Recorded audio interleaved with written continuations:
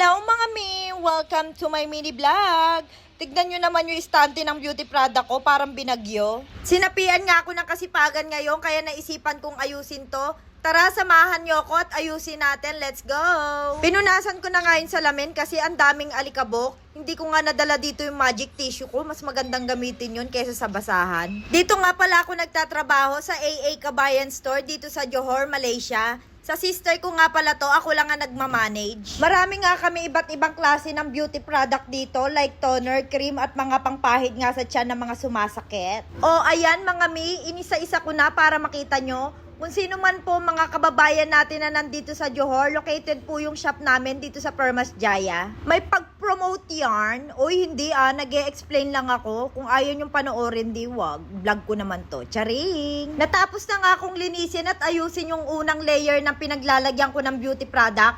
Kung nakikita nyo naman, di ba, ang ganda na niya tignan kasi maayos na. Hindi katulad kanina, kala mo dinaanan ng bagyo, charot. Oh, di ba? Mas maganda na nga siyang tignan at masarap sa mata kasi maayos na siya. Muntik ko nga pala makalimutan mga mi, meron nga rin pala kami ditong panglinis ng mga kuko.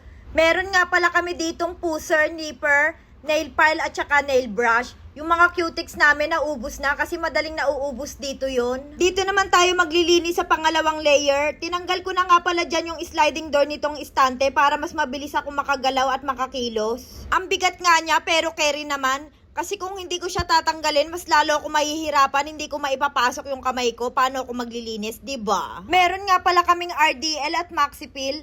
Dati nung high school ako, natatandaan ko, talagang sikat na sikat yung dalawa na yan. Pero ngayon, ang dami nang lumalabas sa mga beauty product, iba-iba na. Sebo di Macho, para sa mga sugat at galis, charot. Finally, natapos ko na nga rin pala tong pangalawang layer ng lalagyanan ko ng beauty product. Grabe mga miyan, sakit ng balakang ko tsaka likod ko pero gora pa rin. At eto na yung pinaka-final, yung pangatlong layer. Eto nga yung pinaka-mahirap sa lahat kasi kailangan ko talagang umupo sa sahig at yumuko. Pakiramdam ko, pagkatapos ko dito, baldado na ako, charot. Feeling ko, kailangan ko na matinding masahe pagka natapos ako dito. Super sakit na nga ng likod ko dito pero kailangan tiisin.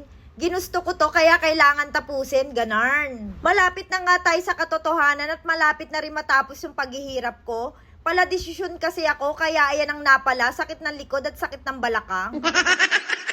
Pinunasan ko na nga pala yung sliding door kasi napakadumi, para may mga bakat ng kamay bago ko siya ilagay para malinis at malinaw. Eto na naman ako sa pagbubuhat kasi ikakasa ko na nga siya para maging maayos na lahat. Sa wakas, natapos ko na nga ikasa at natapos na rin ako sa paglilinis. Hanggang dito na lang mga mi. Thank you for watching. See you on my next vlog. Bye!